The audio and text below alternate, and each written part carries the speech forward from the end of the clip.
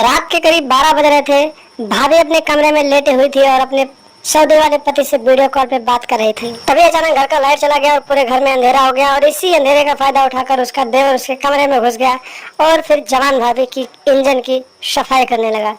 नमस्कार दोस्तों, SN crime affair channel में आप सभी प्यारे दर्शकों का स्वागत है। दोस्तों, एसएन क्राइम अफेयर चैनल को सब्सक्राइब कीजिए, वीडियो को लाइक कीजिए और वीडियो को ढेर सारा शेयर भी कीजिए। दोस्तों, चढ़ती जवानी और बेलगाम हवस की ये कहानी बिहार के छपरा जिले से सामने आई है, जहां पर सलमान और हलीम नाम के दो भाई रहते थे। दोस्तों, सलमान की शादी हो गई थी और उसकी जवान बीवी उसके घर आ चुकी थी और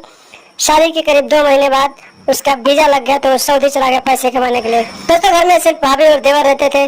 और रोज रात को उसकी भाभी अपने सऊदी वाले पति से वीडियो कॉल पे बातचीत करती थी और जब भी भाभी अपने पति से बातचीत करती थी तो वो सब वाला बात करती थी। रोज रात को उसका देवर हलीम सुनता रहता था और मन ही मन अपने भाभी के इंजन की सफाई करने के बारे में सोचता रहता था।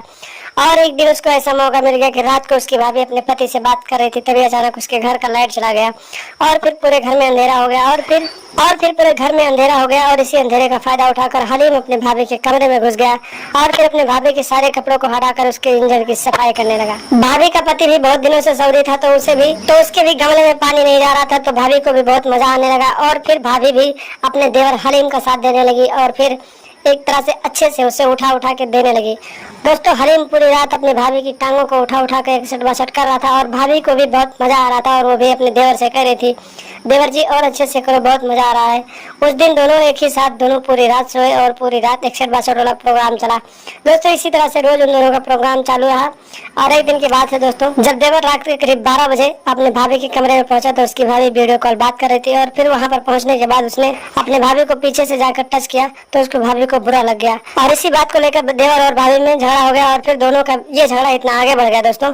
कि देवर ने अपने भाभी का गला दबा दिया और मौके पर ही उसकी मौत हो गई। और रात को ही देवर हलीम वहां से फरार हो गया। जब सुबह ही लोगों को जानकारी मिली तो लोगों ने इसकी सूचना पुलिस को दी और मौके पर पहुंची पुलिस ने लाश को कब्जे में लेकर पोस्टमार्टम के लिए भेजा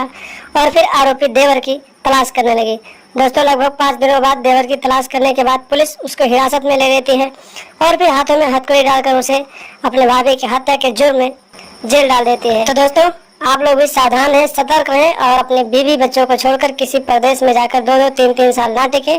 क्योंकि आप लोग 2-2, 3-3 साल टिक जाएंगे तो आपकी पत्नी को सिर्फ पैसे की जरूरत नहीं होती, उसे भी शारीरिक सुख की जरूरत होती है और जब आप नहीं रहेंगे तो वो किसी न किसी के साथ शारीरिक सुख लेने लगेगी, जिस तरह से हलीम की भाभी अपने देवर से शारीरिक सुख लेने लगी थी और फिर उसके साथ एकसठ बासठ वाला प्रोग्राम खेलने लगी थी। लेकिन दोनों के बीच झगड़ा हुआ और ये झगड़ा बढ़ गया और फिर देवर ने भाभी को जान से मार डाला। तो दोस्तों, सावधान रहें, सतर्क रहें